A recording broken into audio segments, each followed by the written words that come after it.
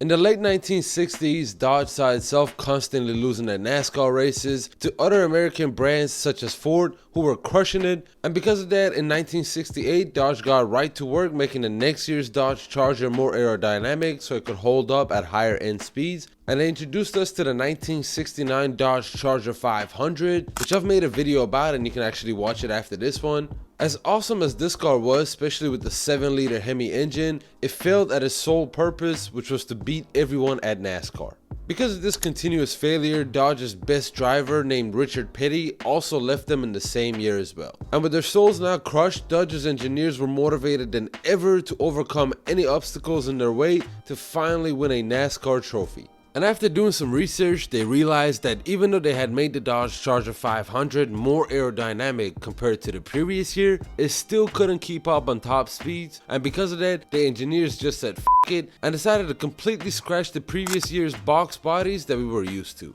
And instead they went with this magnificent aerodynamic kink called the Dodge Charger Daytona in 1969. This car was meant to be the ultimate aero warrior to come out of the aero wars American car companies such as Dodge, Ford, and Mercury were having at the time, with special modifications that included a 23-inch tall stabilizer wing on the rear deck, a special sheet metal nose cone that replaced the traditional upright front grille that these cars had, a window cap to cover the original Charger's recessed rear window, specific front fenders and hood that were modeled after the upcoming 1970s Charger, stainless steel A-pillar covers, and fender mounted cooling scoops. The Daytona was built on the 1969's Dodge Charger RT's trim specification, meaning that it carried a heavy-duty suspension and brake setup. But perhaps best of all, this beast came equipped with a 440 cubic inch or 7.2 liter Magnum V8 engine producing 390 horsepower and 490 pound-feet of torque,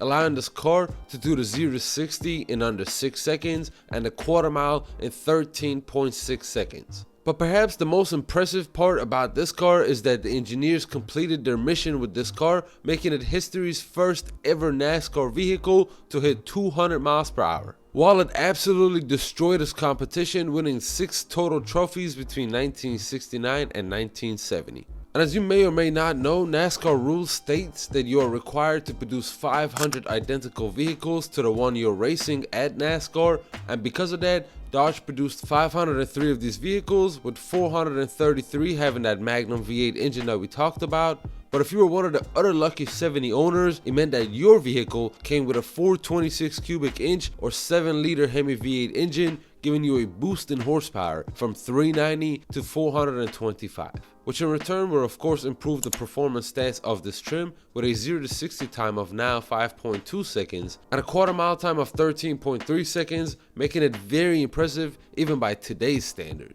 And as if things couldn't get any better, this engine was also paired with a 4-speed manual transmission, making this car the ultimate collector's car. 1970 saw this car get a few changes to the specs, starting with the fact that Dodge moved this vehicle to the racing company partner called Plymouth, and they renamed this car to the Plymouth Superbird, with the name Superbird being inspired from the Roadrunner cartoon character. Now the Plymouth Superbird managed to win 4 more trophies at NASCAR, but the very following year, the hating-ass executives at NASCAR banned the use of engines bigger than a 3.5 cubic inch on aero cars, and since these bad boys were way over that limit, it only meant one thing, with that being that the end is here. Just kidding, Dodge, or Stellantis I should say, for some reason decided to bring back the name of the Dodge Charger Daytona on these new EV Chargers that everyone hates. And like, we were okay with the nod to the old times with the trims like the Dodge Charger Daytona because it was still a V8 muscle car, but I don't think bringing back such an iconic name for such a mediocre electric car is the best option here. If you enjoyed this video, be sure to give it a like and subscribe for more content like this, and also let me know if there are any other Dodges that you'd rather own than this one.